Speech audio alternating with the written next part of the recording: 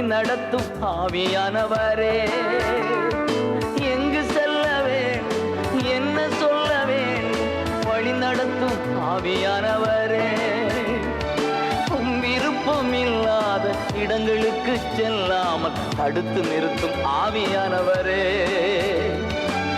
விருப்பம் இல்லாத இடங்களுக்கு செல்லாமல் தடுத்து நிறுத்தும் ஆவியானவரே, ஆவியானவரே ஆவியானவரே பரிசுத்த ஆவியானவரே, ஆவியானவரே ஆவியானவரே பரிசுத்த ஆவியானவரே, எங்களுக்குள்ளே வாசம் செய்யும் ஆவியானவரே, இந்நாளில் சித்தம் போல் நடத்தி செல்லும் ஐயா, ஆவியானவரே ஆவியானவரே. 할렐루야 할렐루야! 할렐루야! 할렐루야. 사랑하는 여러분, 여러분을 환영합니다. Dear congregation, I welcome all of you. அன்பான மக்களே, உங்கள் ஒவ்வொருவரையும் அன்புடன் வரவேற்கின்றேன். 오늘도 하나님의 축복을 사모하여 대성회에 참석하신 여러분 모두를 환영합니다. I welcome all of you who are longing to listen to the message of God tonight. இன்று இரவு தேவனுடைய வார்த்தையை கேட்கும்படியாக கூடி வந்திருக்கின்ற ஒவ்வொருவரையும் நான் அன்புடன் வரவேற்கின்றேன். 또한 텔레비전과 라디오, 인터넷으로 성회에 동참하시는 분들에게도 감사드립니다. And I give thanks to all who are attending this prayer festival through television, live broadcasting and internet broadcasting all over the world. இந்த ஜெப திருவிழாவிலே இங்கே வந்து பங்கேற்றுக் கொண்டிருக்கின்ற ஒவ்வொருவரையும் டெலிவிஷன் நிகழ்ச்சிகள் மூலமாக, இன்டர்நெட் மூலமாக உலகமெங்கிலிருந்து இந்த பிரார்த்தனையில் பங்கேற்கின்ற ஒவ்வொருவரையும் வரவேற்கின்றேன். இதற்காக உழைத்த ஒவ்வொருவருக்கும் நன்றி செலுத்துகிறேன். 인도 성가대와 찬양팀, 한국 공연팀에도 감사드립니다. And I give thanks to Indian choir and praise mission team and Korean praise mission team. Thank you. கொரியாவிலிருந்து வந்து அருமையான ஆராதனைகளை நடத்திய அந்த குழுவினருக்கும், இந்தியாவிலே இருக்கக்கூடிய அருமையான பாடகர் குழுவினருக்கும் என்னுடைய நன்றிகளை தெரிவித்துக் கொள்கிறேன். 사랑하는 성도 여러분, 또 인도 국민 여러분, 어제는 창조주 하나님에 대해 증거해 드렸습니다. Dear congregation and dear people of India, I preached about God the Creator yesterday. அன்பான மக்களே, இந்திய தேசத்தின் மக்களே, நேற்றைய தினத்திலே நான் சிருஷ்டிகராகிய தேவனை குறித்து உங்களிடத்திலே பகிர்ந்து கொண்டேன்.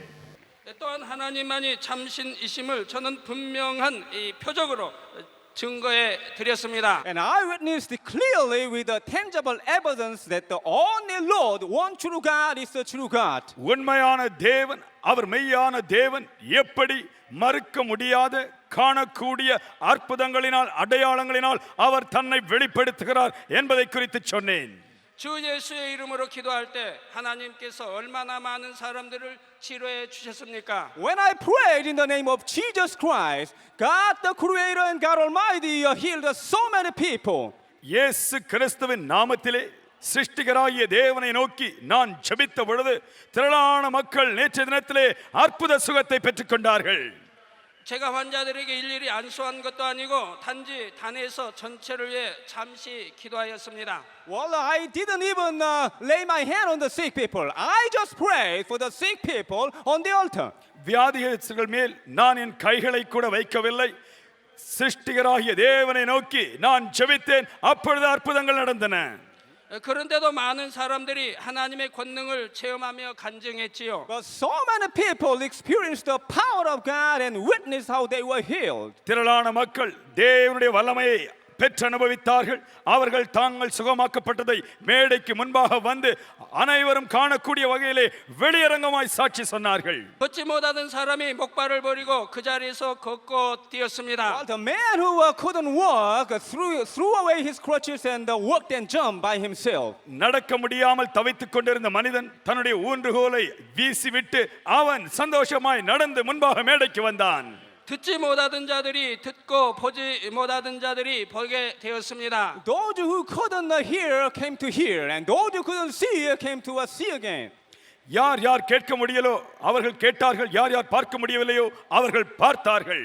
말 못하던 사람이 말하고 죽은 신경이 살아났습니다. Those who couldn't speak came to speak again, and the dead nervous system came to life again. பேச முடியாதவர்கள் தேவ வல்லமையினால் பேச ஆரம்பித்தார்கள்.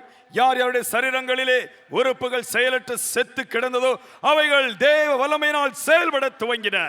이 밖에도 에이즈를 비롯하여 수많은 불치 난치병들이 치료받았습니다. Besides this, lots of diseases like incurable and uncurable diseases like AIDS and many diseases were healed. அது மட்டுமல்ல, குணமாக்க முடியாது என்று மருத்துவர்களால் கைவிடப்பட்டு புற்றுநோய், எய்ட்ஸ் போன்ற வியாதி உடையவர்களும் அந்த வியாதி நீங்கி சுகம் பெற்றார்கள். 이것을 누가 했습니까? 사람의 능력으로는 결코 할 수 없는 일들입니다. Who did this? It couldn't be done by the human being. யார் இந்த அற்புதங்களை செய்தார்கள்? ஒரு மனிதனால் இவைகளை ஒருபொழுதும் செய்ய முடியாது. 이 시간에도 하나님께서는 살아 역사하셔서 여러분의 간구와 소원에 응답하실 것입니다. Even now, God is alive and He's working wonderfully, and He will answer to your items of prayer and your desires of heart. இப்பொழுதும் கூட தேவன் இங்கே இருக்கின்றார். தம்முடைய அற்புத வல்லமையினால் ஒவ்வொருவருக்கும் அற்புதங்களை தந்து ஆசீர்வதிக்கும்படியாக நீங்கள் உங்கள் சரீரத்திலும் வாழ்க்கையின் எல்லா பகுதியிலும் ஆசீர்வாதத்தை பெற்றுக்கொள்ளும்படியாக தேவன் நம் மத்தியிலே எழுந்தருளி இருக்கின்றார். 여러분들이 열심히 말씀을 경청하시면 하나님께서 만나 주십니다. If you listen carefully to the message, then God will meet you. தேவனுடைய வார்த்தையை கவனித்து நீங்கள் கேட்பீர்கள் என்றால் தேவன் இன்று உங்களை நிச்சயமாய் சந்திப்பார். 어제와 같이 말씀 듣는 중에도 치료해 주십니다. Even God will heal you while you are listening to the message, just as you have seen yesterday. தேவனுடைய வார்த்தையை கேட்டுக்கொண்டிருந்த பொழுதே ஜனங்கள் அற்புத சுகத்தை பெற்றுக்கொண்டதை நேற்றைய தினத்திலே பார்த்தீர்கள். 누구든지 믿음을 가지면 하나님의 놀라운 역사를 체험하게 될 것입니다. Anybody, if he has only faith, then he can experience the power of God. உங்களுக்கு தேவையானதெல்லாம் ஒன்றே ஒன்று, தேவன் பேரிலே விசுவாசம். அந்த விசுவாசம் உங்களுக்குள் இருக்கும் என்றால் தேவனிடத்திலிருந்து அற்புதங்களை நீங்கள் பெற்றுக்கொள்ள முடியும். 간절히 사모하고 구하는 사람에게 하나님의 넘치는 은혜가 임할 것입니다. God will bless you and give you abundant grace if you are longing to see Him and meet Him. அவரை தேடி அவருடைய பிள்ளையாக அவரோடு உறவு கொள்ளும் பொழுது அவர் உங்களுக்கு அபரிமிதமான ஆசீர்வாதங்களை தருவதற்கு விருப்பமுள்ளவராயிருக்கின்றார். 마음 문을 열고 말씀을 듣는 사람은 참 진리를 깨닫게 될 것입니다. Anyone who opens his heart and listens to the message, then he will understand the truth. யார் யார் தங்களுடைய உள்ளத்தை திறந்து தேவனுடைய வார்த்தையை கவனித்து ஏற்றுக்கொள்கிறார்களோ அவர்கள் தேவனுடைய ஆசீர்வாதத்தை பெற்றுக்கொள்வார்கள். 이러한 하나님의 축복과 은혜가 여러분 모두에게 임하시기를 주님의 이름으로 축원합니다. In the name of Jesus Christ, I bless all of you to receive this kind of wonderful grace from God tonight. இயேசு கிறிஸ்துவின் நாமத்திலே உங்கள் அனைவரையும் நான் ஆசீர்வதிக்கிறேன். அவருடைய அற்புத ஆசீர்வாதங்களை ஒவ்வொருவரும் இங்க இருக்கிறவர்களும் வீட்டுகளில் இருக்கிறவர்களும் பெரிய திரையில் பார்க்கிறவர்களும் பெற்றுக்கொள்வீர்களாக. 사랑하는 여러분, 창조주 하나님께서는 6일 동안 천지 만물을 창조하셨습니다. Dear congregation, God created heavens and earth in 6 days. அன்பான மக்களே, தேவனுடைய பிள்ளைகளே, 6 நாட்களிலே தேவன் இந்த பூமியை சிருஷ்டித்தார். 마지막 6째 날 우리 사람을 창조하셨지요. And on the 6th day, God created a man. 6வது நாளிலே தேவன் மனிதனை சிருஷ்டித்தார். 성경 창세기 1장 26절에 보면 하나님이 가라사대 우리의 형상을 따라 우리의 모양대로 우리가 사람을 만들고 그로 바다의 고기와 공중의 새와 육축과 온 땅과 땅에 기는 모든 것을 다스리게 하자 했습니다. Well, Genesis chapter 1, verse 26 says, Then God said, Let us make people in our image, to be like ourselves. They will be masters over all life, the fish in the sea, the birds in the sky, and all the livestock, wild animals and small animals. ஆதியாகமம் 1ஆம் அதிகாரம் 26ஆம் வசனம் இப்படியாய் சொல்கிறது. பின்பு தேவன் நமது சாயலாகவும் நமது ரூபத்தின்படியேயும் மனுஷனை உண்டாக்குவோமாக, அவர்கள் சமுத்திரத்தின் மச்சங்களையும் ஆகாயத்து பறவைகளையும் மிருக ஜீவன்களையும் பூமி அனைத்தையும் பூமியின் மேல் ஊறும் சகல பிராணிகளையும் ஆள கடவர்கள் என்றார்.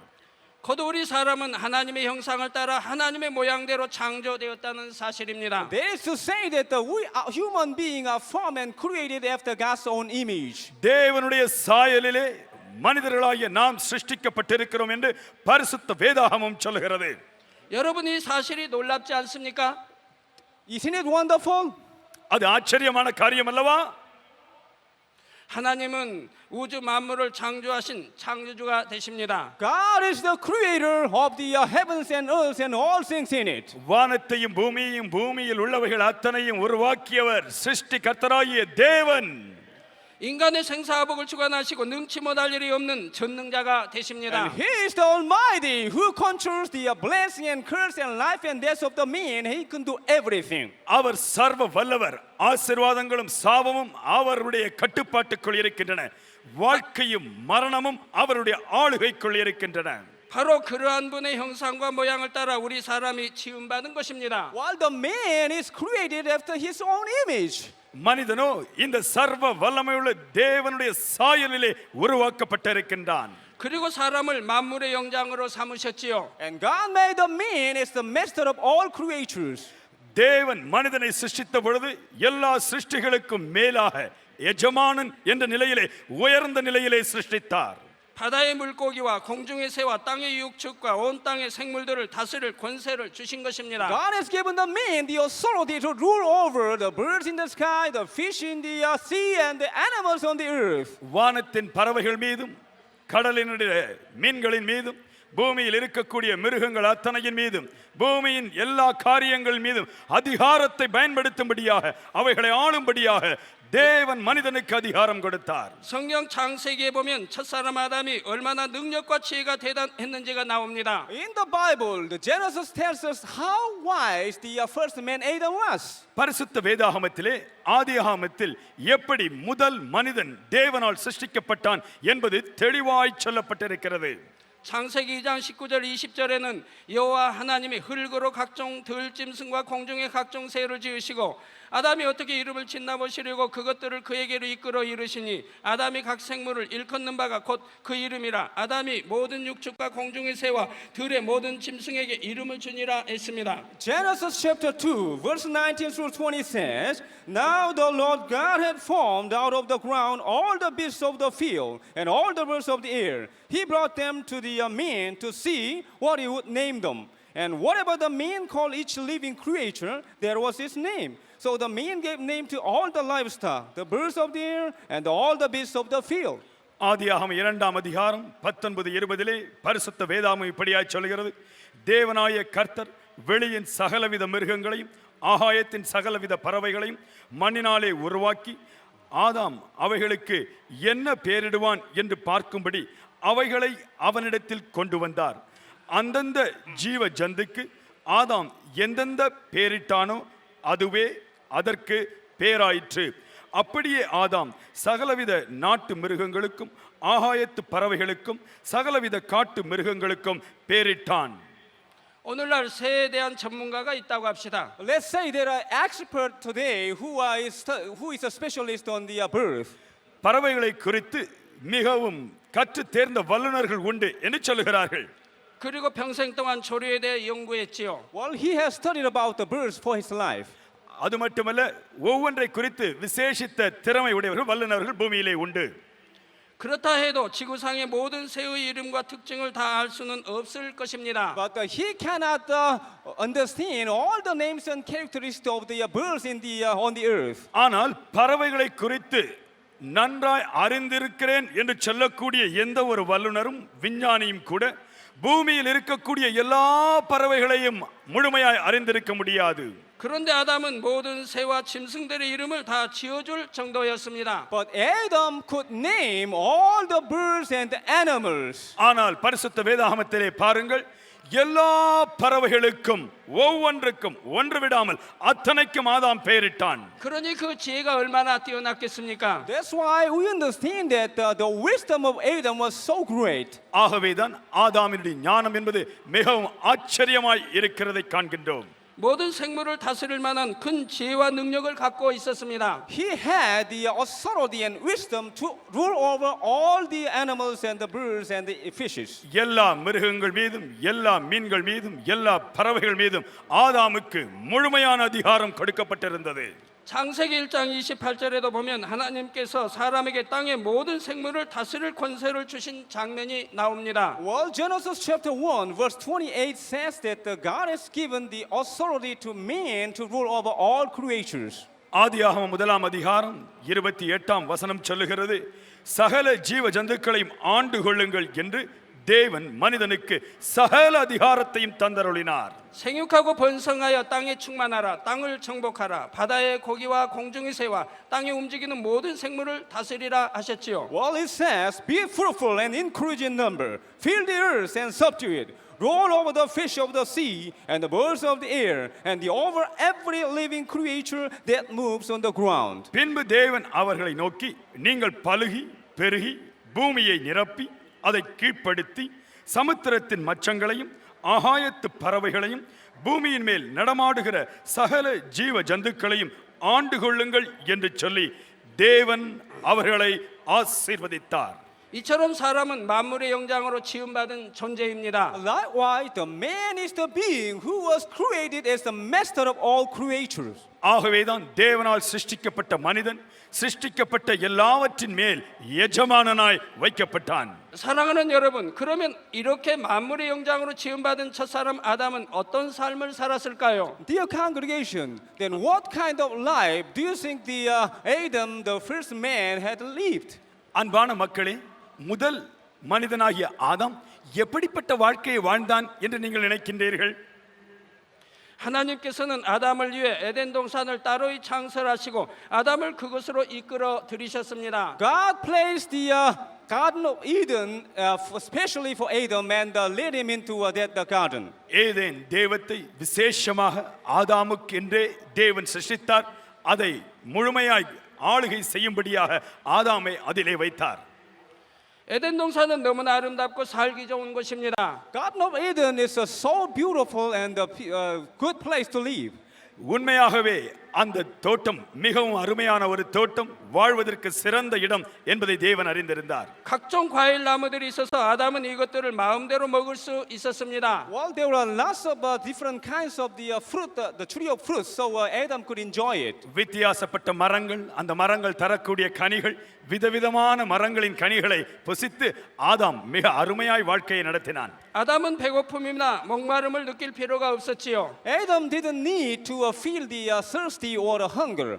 அவன் தாகம், பசி என்ற உணர்வுகளை அனுபவிக்க வேண்டிய அவசியமே இல்லை. 항상 풍성하고 넉넉한 삶을 누릴 수 있었습니다. He could enjoy abundant life all the time. எல்லா வேளைகளிலும் அந்த தோட்டத்திலே அவன் இருந்த பொழுது சம்பூரண பரிபூரண வாழ்க்கையை அனுபவித்தான். 또 에덴 동산은 추위나 더위도 없었습니다. There was no cold or hot in the Garden of Eden. அந்த ஏதேன் தோட்டத்திலே எந்த விதமான பிரச்சனைகளும் அவனுக்கு இல்லாமல் இருந்தன. 사람이 살기에 가장 적당한 기후이지요. It was the best suitable temperature for the man to live. அந்த மனிதன் ஆதாம் உண்மையிலேயே மிக மிக உன்னதமான நிலையிலே அவன் மிக வசதியாய் ஆச்சரியமாய் வாழ்ந்து வந்தான். 그리고 에덴 동산에는 세균이나 병균, 바이러스도 없었습니다. And there were no viruses or germs in the Garden of Eden. அந்த ஏதேன் தோட்டத்திலே எந்த விதமான வன்முறை செயலோ துக்கமோ வேதனையோ பிரச்சனைகளோ இல்லை. 따라서 어떠한 질병이나 아픔도 없었지요. Therefore, there was no disease or sickness in the Garden of Eden. அங்கே எந்த விதமான பாக்டீரியாவோ எந்த விதமான வைரஸோ அங்கே இல்லை. ஆகவே எந்த வியாதியும் இல்லை. 뿐만 아니라 아담이 에덴 동산에 사는 동안은 죽음이 없었습니다. Furthermore, there was no death when Adam had lived in the Garden of Eden. எல்லாவற்றிற்கு மேலாக ஏதேன் தோட்டத்திலே ஆதாம் வாழ்ந்த பொழுது அங்கே மரணம் என்று ஒன்று இல்லவே இல்லை. 항상 건강하게 영원토록 살 수 있는 곳이지요. Well, it is the place to live happily and healthily forever and ever. அந்த இடம் என்றென்றும் சந்தோஷத்தோடும் பூரிப்போடும் வாழ்ந்து கொண்டே இருக்கக்கூடிய ஒரு இடம். 이처럼 첫사람 아담은 에덴 동산에서 최대한의 자유와 풍요를 누리며 살았습니다. Well, in the same way, Adam, the first man, could live for wonderfully in Garden of Eden. இப்படியாக ஏதேன் தோட்டத்திலே முதலாவது சிருஷ்டிக்க மனிதன் அங்கே மிக மிக சந்தோஷமாய் வாழ்ந்து வந்தான். 여러분도 이러한 삶을 살고 싶지 않습니까? Don't you want to live this kind of life? இப்படிப்பட்ட வாழ்க்கையை வாழ வேண்டும் என்று நீங்கள் விரும்புகிறீர்கள் அல்லவா? 우리는 하나님의 형상을 따라 지음받은 사람으로서 마땅히 당당하고 권세 있는 삶을 살아야 합니다. As the man who is created after God's own image, we should live a powerful life.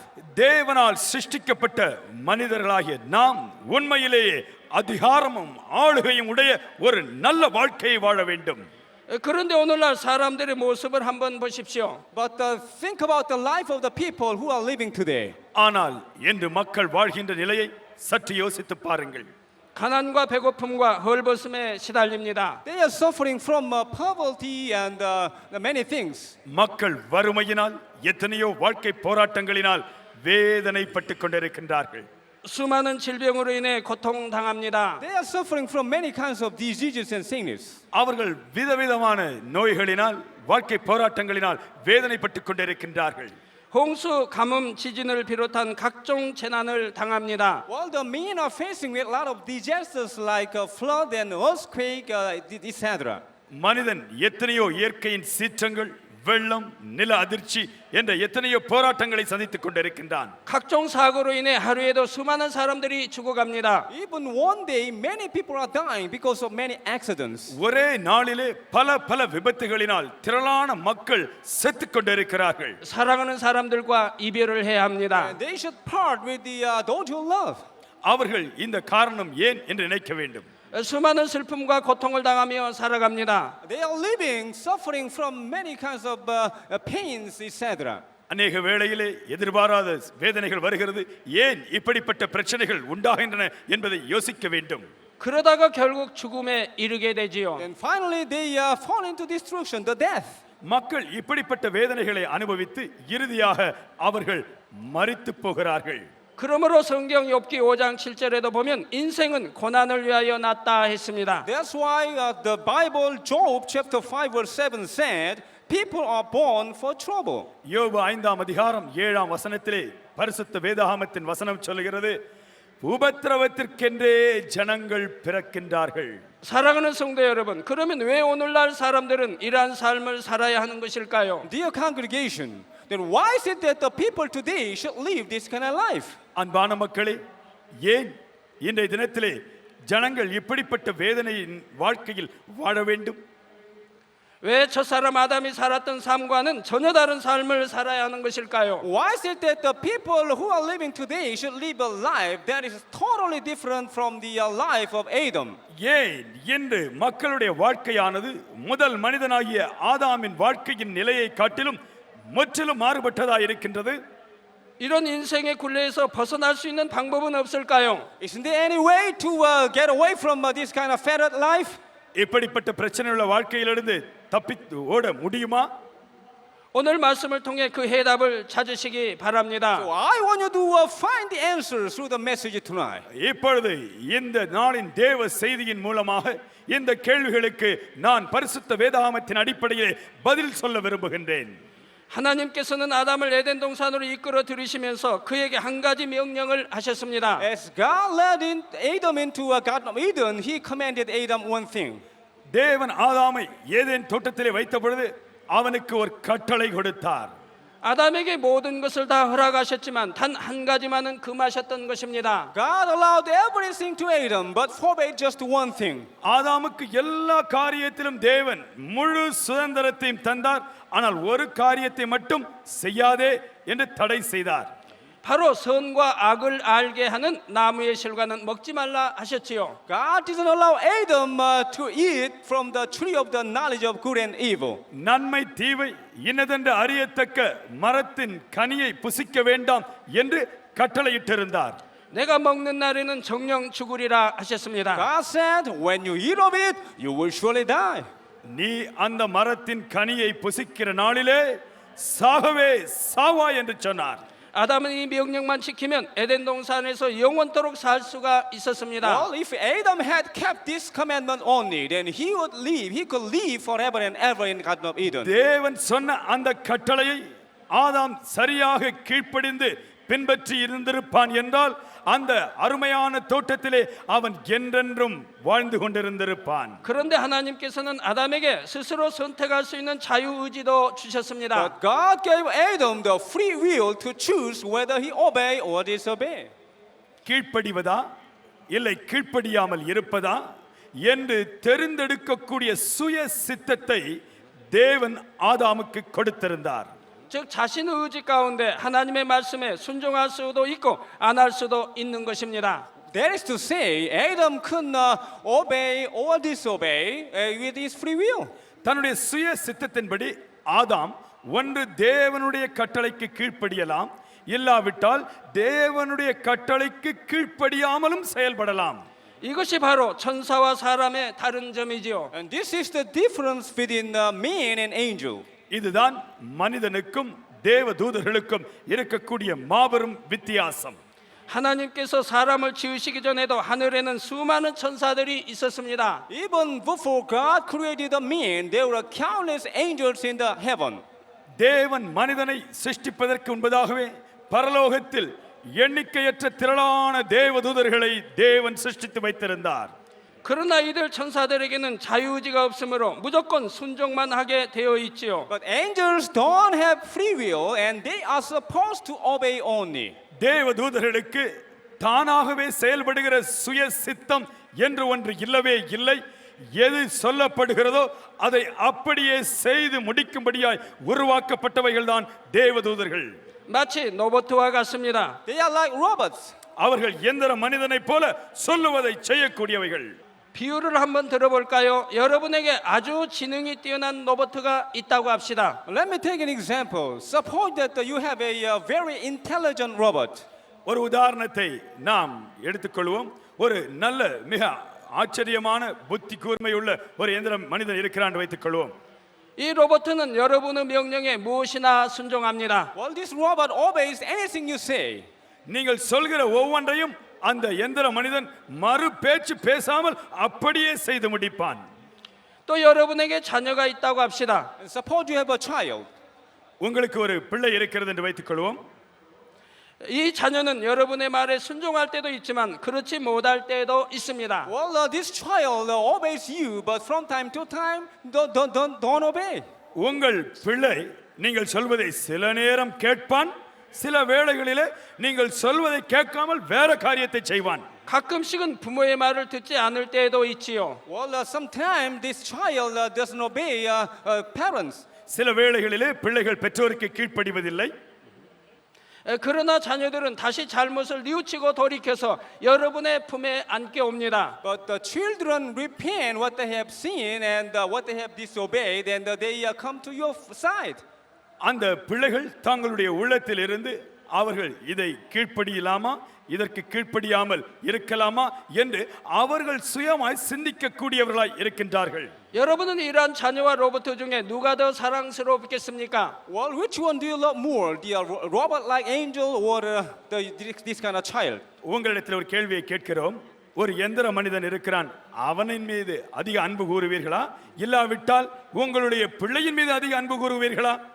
아무리 로봇가 순종을 잘한다 해도 여러분의 자녀와는 비교할 수가 없지요. Well, no matter how well the robot obeys you, you cannot compare the robot to your children. எவ்வளவுதான் எந்திர மனிதன் நீங்கள் சொல்வது அத்தனையும் மறுக்காமல் உடனே செய்தாலும் அந்த எந்திரத்தின் மீது நீங்கள் அன்பு காட்டவே முடியாது. 자유의지 가운데 부모를 사랑하고 순종하는 자녀가 훨씬 더 귀하고 사랑스러운 것입니다. The children who love parents from their deep heart with their free will is far more lovely and precious. உண்மையான அன்பு உள்ளத்தின் ஆழத்திலிருந்து சுய சித்தத்தினால் மனதார வரும் பொழுது அந்த அன்புதான் விலையேறப்பட்டது, ஆச்சரியமான அன்பு. 우리 하나님 아버지도 마찬가지입니다. It's all the same with God our Father. நம்முடைய பரம பிதாவாகிய தேவனும் இப்படியே இருக்கின்றார்.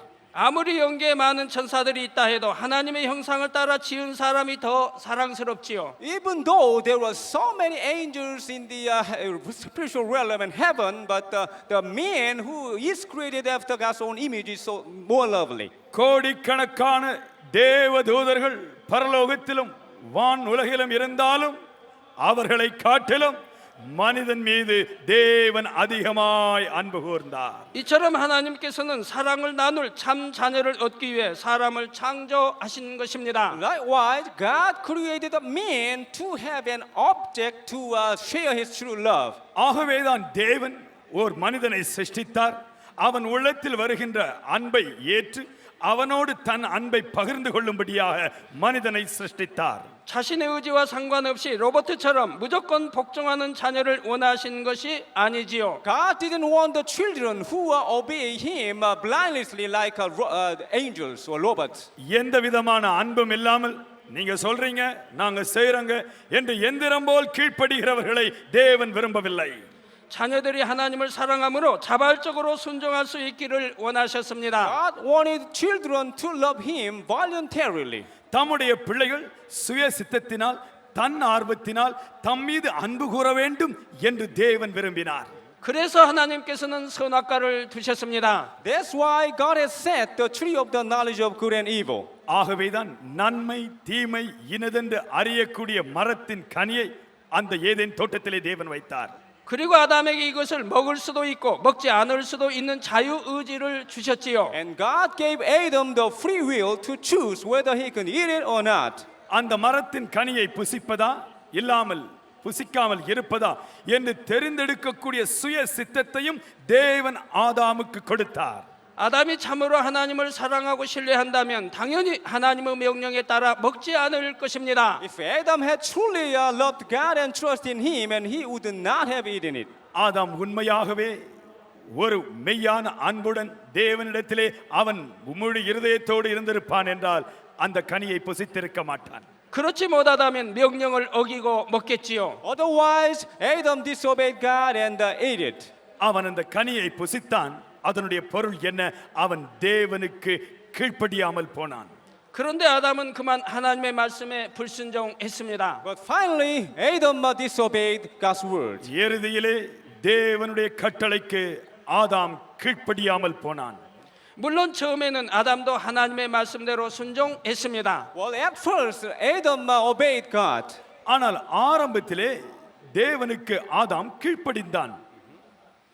그런데 무수한 세월이 흐르자 하나님의 말씀을 명심하지 못했지요. But as long time had passed away, Adam neglected the word of God. ஆரம்பத்திலே தேவனுடைய வார்த்தைக்கு கீழ்ப்படிந்த ஆதாம் நாட்கள் செல்ல செல்ல வருஷங்கள் செல்ல செல்ல அவருடைய கட்டளைக்கு முக்கியத்துவம் கொடுப்பதிலிருந்து அவன் சற்று வழிதவற ஆரம்பித்தான். 원수마귀 사단이 뱀을 통해 유혹하자 그만 선악과를 따먹어 버리고 만 것입니다. When enemy devil Satan tempted him through the snake, he finally took and ate it. தோட்டத்திலே சாத்தான் பாம்பின் ரூபத்திலே வந்து அவனை சோதித்த பொழுது அவன் அந்த சோதனையிலே விழுந்து போனான். 이때부터 아담의 삶은 완전히 바뀌게 됩니다. Since that time, the life of Adam was changed completely. அந்த நேரத்திலிருந்து ஆதாமின் வாழ்க்கை முற்றிலும் மாறுபட்டது. 선악과를 먹는 날에는 정령 죽으리라 말씀한 대로 아담은 영이 죽게 되었던 것입니다. As God said, when you eat of it, you will surely die. The spirit of Adam came to die. முதலாவது ஆதாமினுடைய ஆவிக்குரிய நிலையிலே மரணம் சம்பவித்தது. ஏனென்றால் தேவன் சொல்லியிருந்தார், நீ அந்த கனியை புசிக்கிற நாளிலே சாகவே சாவாய். 이제 아담은 만물의 영장으로 누리던 모든 권세도 다 잃어버리고 맙니다. Now Adam came to lose all the authorities to rule over the all creatures. ஆதியிலே தேவன் சர்வ சிருஷ்டிக்கு மேல் அவனுக்கு அதிகாரத்தையும் ஆளுகையும் கொடுத்திருந்தாரே, அதை அவன் இப்பொழுது இழந்து போனான். 영원한 생명을 누리던 에덴에서도 쫓겨납니다. And he was driven out of Garden of Eden where he could enjoy the eternal life. அவன் மிக மிக நேர்த்தியான வாழ்க்கையை அனுபவித்துக் கொண்டிருந்த ஏதேன் தோட்டத்திலிருந்து வெளியே விரட்டப்பட்டான். 땀 흘리고 수고해야 양식을 얻게 되었습니다. Now he should toil to produce the food to eat. அவன் இப்பொழுது அநேக காரியங்களை வித்தியாசமாய் செய்ய வேண்டிய ஒரு போராட்டமான நிலைக்கு தள்ளப்பட்டான். 배고픔도 목마름도 겪게 되었습니다. Now he came to experience the thirsty and hunger. இப்பொழுதோ அவனுக்கு பசி, தாகம், போராட்டங்கள், வியர்வைகள் என்ற உணர்வுகள் காரியங்கள் நடக்க ஆரம்பித்தன. 또한 아담의 범죄로 인해 이 땅에도 저주가 함께 임합니다. Because the sin of Adam, all the curses came down on the earth. ஆதாமினுடைய பாவத்தின் நிமித்தம் எல்லா சாபங்களும் பூமியின் மீது வந்தன. 그래서 병균이나 바이러스 같은 것들이 이 땅에 생겨나게 됩니다. That's why the germs and viruses came into existence on the earth. ஆகவேதான் பூமியிலே எத்தனையோ விதமான வைரஸ், எத்தனையோ விதமான பாக்டீரியாக்கள், நோய்களை உருவாக்கக்கூடிய நச்சுத்தன்மைகள் சபிக்கப்பட்ட நிலையிலே உருவாகிவிட்டன. 땅도 척박해지고 기후도 변하게 되지요. The land came to be barren and the temperature came to be changed. பூமியினுடைய வெப்பநிலை கிடுகிடு என்று உயர ஆரம்பித்தது. பூமியினுடைய சீதோஷ நிலைகள் மாறுபட துவங்கின. 그런데 이 모든 것들보다도 더 중요한 사실은 이때부터 인류가 공중 권세 잡고 있는 원수마귀 사단의 권세 아래 놓인 것입니다. But most of all, the man became man became the servant of enemy devil Satan, who takes siege power in the air. எல்லாவற்றுக்கும் மேலாக சர்வ சிருஷ்டிக்கு மேல் அதிகாரம் உடையவனாயிருந்த மனிதன் இப்பொழுதோ சாத்தானுக்கு அடிமையாய் மாறிவிட்டான். 성경 로마서 6장 16절에 보면 만일 우리가 누구에게 순종하든지 그 순종함을 받는 자의 종이 된다고 했습니다. Romans chapter 6 verse 16 says, when you offer yourselves to someone to obey him as slaves, you are slaves to the one whom you obey. ரோமர் 6:16 சொல்லுகிறது, நீங்கள் யாருக்கு கீழ்ப்படுகிறீர்களோ அவர்களுக்கு நீங்கள் அடிமைகளாய் மாறிவிடுகிறீர்கள். 그런데 아담은 사단에게 순종했기 때문에 사단의 종이 되어버린 것입니다. Because Adam obeyed Satan, he became the servant of Satan. ஆதாம் சாத்தானுக்கு கீழ்ப்படிந்தபடியினால் அவன் சாத்தானுடைய அடிமையாய் மாறிவிட்டான். 아담의 후손들도 모두 사단의 종노릇하게 되었지요. And all the descendants of Adam has become the servants of Satan. ஆதாம் மட்டும் அடிமையானான் என்று சொல்லவில்லை. அவன் மூலமாக அவனுடைய சந்ததியும் பின் தலைமுறையினரும் சாத்தானுக்கு அடிமைகளாய் மாறிவிட்டார்கள். 그러면서 원수마귀가 가져다 주는 시험 환란으로 고통받게 되었습니다. And the man came to suffering from all the troubles and hardships the enemy devil Satan brings. சாத்தான் கொண்டு வருகின்ற எல்லா விதமான வாழ்க்கையின் பிரச்சனைகளினால், போராட்டங்களினால், வியாதிகளினால் மனிதன் தவிக்க ஆரம்பித்தான். 질병의 고통도 겪게 되었습니다. The man came to suffer from the disease. வியாதிகளினால் மனிதன் வேதனைப்பட துவங்கினான். 이별의 고통과 사망도 겪게 되었습니다. The man came to suffering from the parting and the death. அது மட்டுமல்ல, பிரியமானவர்களை பிரிகின்ற அந்த வேதனை, மரணம் என்கின்ற வேதனை, இவைகளெல்லாம் மனிதனுக்கு வர ஆரம்பித்தன. 고난과 슬픔의 삶을 살게 된 것이지요. Man came to live the life of suffering and the sorrow. மனிதனுடைய வாழ்க்கை போராட்டமானதாய், ஆத்மாவிலே வியாகுலமுடையதாய் மாறிவிட்டது. 그렇다면 이 모든 것의 원인이 무엇이겠습니까? Then what is the cause of this kind of sufferings? இந்த எல்லா போராட்டங்களுக்கும் காரணம் என்ன? 바로 죄입니다. That is the very sin. பாவம் தான் காரணம். 첫사람 아담의 범죄로 인해 이렇게 된 것입니다. All has become like this because of the sin of the Adam, the first man. எல்லா வியாதிகளுக்கும் போராட்டங்களுக்கும் காரணம் ஆதாமின் முதல் பாவம். 로마서 6장 23절 말씀대로 죄의 삭은 사망이기 때문이지요. That's because just as written in the Romans chapter 6 verse 23, the wages of sin is death. Roman 6:23 பரிசுத்த வேதாகமம் தெளிவாய் சொல்லுகின்றது, பாவத்தின் சம்பளம் மரணம். 그런데 여기서 사망이란 단지 육체의 죽음만을 의미하는 것이 아닙니다. While the death here doesn't mean only the physical death. இங்கே மரணம் என்று சொல்லப்படுகிற மரணம் அது நித்திய மரணமா? 사람의 영혼이 지옥에 가는 것을 의미합니다. It means the spirit and soul of the man will fall down to the hell. ஆம், அது சரீர மரணத்தோடு நித்திய மரணத்தையும் சுட்டிக்காட்டக்கூடிய வார்த்தையாய் இருக்கின்றது. 사람에게는 영혼이 있지요. While the man has the spirit and soul. ஒரு மனிதனிடத்திலே ஆவி இருக்கின்றது, ஆத்மா இருக்கின்றது. 육의 몸은 죽어 한 줌의 흙이 되지만 영혼은 없어지는 것이 아닙니다. When the man dies, the body came to be soil again, but the spirit and soul is immortal. ஒரு மனிதன் மரிக்கும் பொழுது அவனுடைய சரீரமானது மீண்டுமாக மண்ணுக்கு திரும்புகிறது. ஆனால் அவனுடைய ஆத்மாவோ, அவனுடைய ஆவி என்று சொல்லக்கூடிய இந்த பகுதியோ அது என்றென்றும் அழிவில்லாத நிலையிலே இருக்கின்றது. 그렇다면 사람이 죽은 뒤 그 영혼은 어디로 갈까요? Then where will the spirit and soul of the man go after death? ஒரு மனிதனுடைய ஆவி, ஆத்மா மரணத்திற்கு பிறகு எங்கே செல்கிறது? 이 땅에 다른 모습으로 다시 환생할까요? Do they born again as a different person on the earth? ஒரு மனிதனை விட்டு பிரிந்த ஆத்மாவும் ஆவியும் இன்னொரு மனிதனுக்குள்ளே செல்கிறதா? 사람이 죽으면 그 영혼은 천국과 지옥 둘 중에 한 곳으로 가게 됩니다. When the man dies, the spirit of the man should go to the heaven or hell. ஒரு மனிதன் மரிக்கும் பொழுது அந்த மனிதனுடைய ஆவி ஒன்று நரகத்திற்கு செல்ல வேண்டும், இல்லாவிட்டால் அது பரலோகத்திற்கு செல்ல வேண்டும். 저는 하나님의 은혜 가운데 천국과 지옥을 보았습니다. By the grace of God, I have seen the heaven and the hell. கர்த்தருடைய கிருபையினாலே நான் பரலோகத்தையும் நரகத்தையும் தரிசனத்திலே கண்டிருக்கின்றேன். 지옥은 너무나 끔찍하고 고통스러운 것이지요. The hell is the so horrible and the painful place. நரகம் என்பது மிகவும் நடுநடுங்க வைக்கக்கூடிய பயங்கரமான எரி நரகம். 영원히 꺼지지 않는 불과 유황못이 있습니다. Well, there is the fire which is burning forever and ever, and the sulfur. அங்கே அக்கினியானது எரிந்து எரிந்து எப்பொழுதும் அதிகமாய் எரிந்து கொண்டிருக்கக்கூடிய ஒரு கொடுமையான இடம் நரகம். 하나님을 믿지 않는 사람들, 하나님의 말씀대로 살지 않고 죄를 지은 사람들의 영혼이 죽은 후에 지옥으로 가는 것입니다. The spirit and soul of the people who didn't believe in God and who didn't live by the words of God, committing sin, will go to the hell after death. தேவனை விசுவாசிக்காதவர்கள், அவருடைய வார்த்தைகளுக்கு கீழ்ப்படியாதவர்கள், அவர்களுடைய ஆவியும் ஆத்துமாவும் நரகத்திற்கு தானாய் போகிறது. 선하게 살지 못하고 악을 행하며 살았던 사람들이 가는 곳입니다. Well, it is the place where the spirit and soul of the men who didn't live a good life but did lots of evils. அங்கே அந்த நரகத்திலே எப்பொழுதும் அந்த மனிதனுடைய ஆவியும் ஆத்துமாவும் வேதனைப்பட்டு கொண்டே இருக்கிறது. அந்த வேதனைக்கு ஒரு முடிவே இல்லை. 그곳에서 세세토록 고통받게 됩니다. They will be tortured forever and ever in there, in அங்கே hell. நரகத்திலே கொடிய வேதனைக்குள்ளாக இந்த ஆவியும் ஆத்துமாவும் உட்படுத்தப்படுகிறது.